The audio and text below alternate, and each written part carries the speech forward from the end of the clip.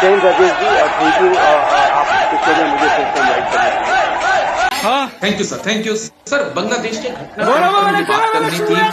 जो कुछ बांग्लादेश में हुआ और अब आगे क्या होने वाला है दुनिया भर में और भारत में, इसको लेकर बहुत तेजी से मंथन चल रहा है। जिस प्रकार से हम देख रहे हैं लगातार भारत में बैठकें हो रही हैं, सर्वदलीय बैठक, गृह मंत्री काफी एक्टिव हैं, एनएस डोभाल काफी एक्टिव है।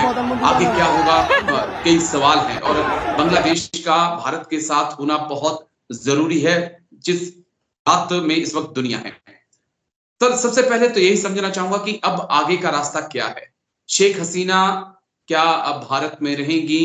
ब्रिटेन एग्री नहीं है, अमेरिका तैयार नहीं है। क्या शेख हसीना भारत में रहेंगी? अगर भारत में नहीं रहती हैं फिर कहां जाएंगी? और क्या भारत बांग्लादेश रिश्तों पर असर होगा अगर शेख हसीना भारत में रहती भी है? देखिए राजेश, बांग्लादेश की जो स्थिति है वो काफी चिंताजनक है। वहाँ पर हिंसा हो रही है, अराजकता की स्थिति है और जो वहाँ पे अनेक कट्टरपंथी ताकतें हैं वो खुलेआम सड़कों पर एक नंगा जिसको कहते हैं नाच कर रही हैं और वहाँ पे हिंदू अल्पसंख्यकों के घरों को टारगेट किया जा रहा है। महिलाओं के साथ बदसलूकी की रिपोर्ट सामने आ रही हैं और अनेक ऐसी भी रिपोर्ट्स हैं कि जो हिंदू कम्युनिटी के लोग हैं वो भारत की सीमा की तरफ बढ़ रहे हैं। वहाँ पर जो इकट्ठा हो रहा है, ऐसे में भारत की जो सीमाओं की सुरक्षा को लेकर के भी विशेष सतर्कता यहाँ बरती जा रही है। और आप जानते हैं कि वहाँ पर शेख हसीना एक बहुत ही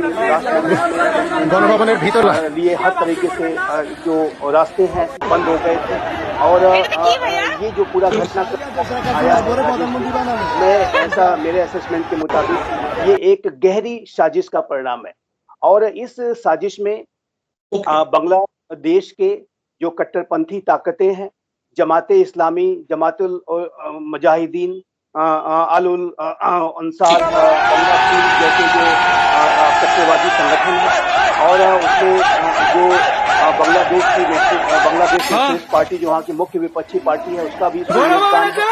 ऐसी भी और साथ ही साथ मैं ये भी कहना चाहूँगा कि जो बांग्लादेश सामने दिख रही है जो संकट उसके पीछे विदेशी ताकतों का भी हाथ है और इसमें पाकिस्तान की ISI, चाइना और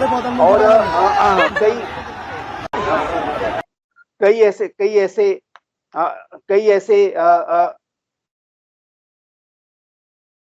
जस्ट मिनट। हेलो जी सर, जी जी। कई ऐसी शक्तियां हैं जो विदेशी शक्तियां हैं वो इस पूरी साजिश में इन्वॉल्व है और ये स्पष्ट रूप से दिखता है कि जो ये बांग्लादेश में आज ये विकट स्थिति, एक आपातकालीन स्थिति वो एक घरेलू का परिणाम है और आप देख रहे हैं कि जहाँ तक पश्चिमी देशों का प्रश्न है तो ये जो पश्चिमी देश अमेरिका ने शेख हसीना का वीजा कैंसिल कर दिया है, उसी के साथ साथ जो ब्रिटेन है, अन्य जो पश्चिमी देश हैं वो उनको शरण देने से अभी तक वो रेसिस्ट कर रहे हैं और ऐसे में शेख हसीना के जाहिर है कि के विरुद्ध हर तरफ से एक नकारात्मक वातावरण तैयार हो गया था और जाहिर है कि हाल के समय में आपने देखा कि किस तरह से उन्होंने चाइना की विजिट की और चाइना की विजिट को बीच में छोड़कर उन्हें आना पड़ा।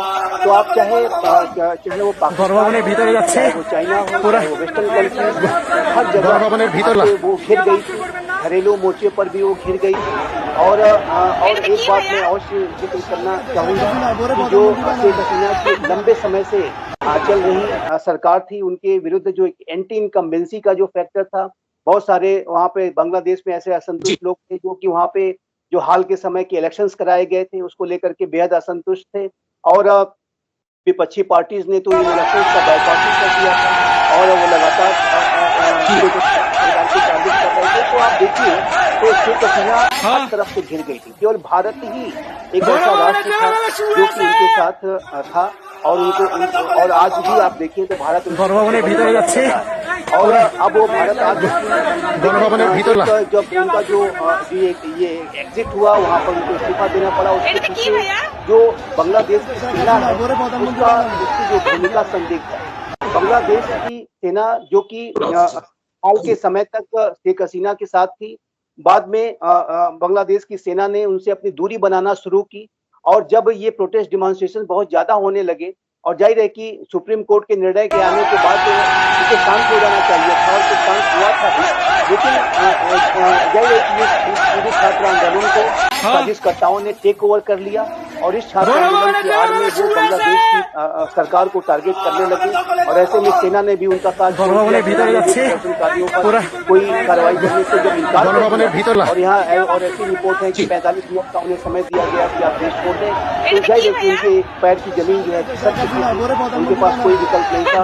और जाहिर है कि उनका डेस्टिनेशन जो भारत, उनका जो मित्र राष्ट्र है, जो भारत के सभी पार्टी के अंदर उनके प्रति एक सहानुभूति भी है और वो भारत उनके कार्यकाल के दौरान भारत और बांग्लादेश के जो रिश्ते हैं बहुत ही मजबूत हुए, प्रगाढ़ हुए। तो आज भारत ने उनको शरण दिया। जहाँ तक उनके आगे भविष्य का उनका प्रश्न है, पश्चिमी देशों ने अभी अपना रेसिस्टेंस दिखाया है, एजुकेशन दिखाया है, लेकिन मेरा ऐसा मानना है कि भारत की सरकार जब तक वो भारत में रहना चाहेंगे उन्हें यहाँ शरण दी जाएगी। और वो पहले भी उनके परिवार संकट आया तो भारत ने उनको मदद दी। आज वर्तमान समय में भी जब वो संकट में है तो भारत उन्हें पूरा प्रोटेक्शन देगा और पूरी उनकी मदद की जाएगी। भविष्य में जहाँ कहीं भी अपना प्रवास उनका सुनिश्चित होता है, यदि वो जाना चाहती है, ये उनके ऊपर निर्भर है। राजनीति आखिरी सवाल जी, आखिरी चीज जो मैं आपसे समझना चाहता हूँ, ये जो घटनाक्रम बांग्लादेश में हुआ है, क्या इसके अंदर आप पाकिस्तान, चीन और अमेरिका का कोई हाथ? विदेशी ताकतों का हाथ है, जिसमें कि पाकिस्तान, ISI, चाइना और जो पश्चिमी देशों में भी अमेरिका पर बहुत सशक्त वहाँ पे एक ग्रुप है, लॉबी है जो कि और बाइडेन एडमिनिस्ट्रेशन का भी अगर आप ग्रुप देखते हैं तो शेख हसीना की सरकार के विरुद्ध रहा है। और अभी जब वो संकट में आ गई हैं तो अमेरिका ने उनका वीजा भी कैंसिल कर दिया है, उनको और भी उनके मुश्किलें बढ़ा दी हैं। तो इससे स्पष्ट है कि यूनाइटेड स्टेट्स ऑफ अमेरिका का जो रुख है वो शेख हसीना की सरकार के खिलाफ रहा। और पश्चिमी देशों ने भी इस पूरी प्रक्रिया में, इस पूरी उनके समझ आए हुए संकट में अपनी भूमिका निभाई है, जो बिल्कुल स्पष्ट है।